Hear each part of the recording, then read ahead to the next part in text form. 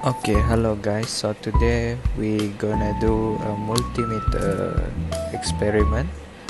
So first of all, this is the function or the value that can be measured by the multimeter, which is current, resistor, and voltage.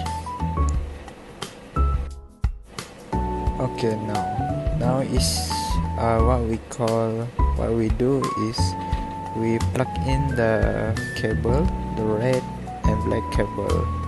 Okay, so now we are testing for the voltage of the battery.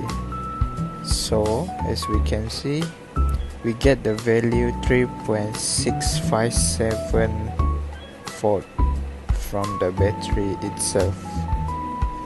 And then we proceed with resistance, which is ohm. Okay, now we have a resistor, the blue resistor. We place the tip of the wire on the resistor, and then we get the value of 250 ohm from the resistor.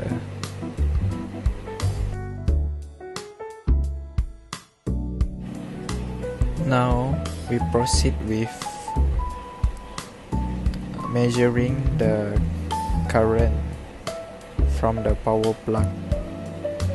So basically we test out everything. We change the measurement, we change the unit from the multimeter, but there is still no measurement.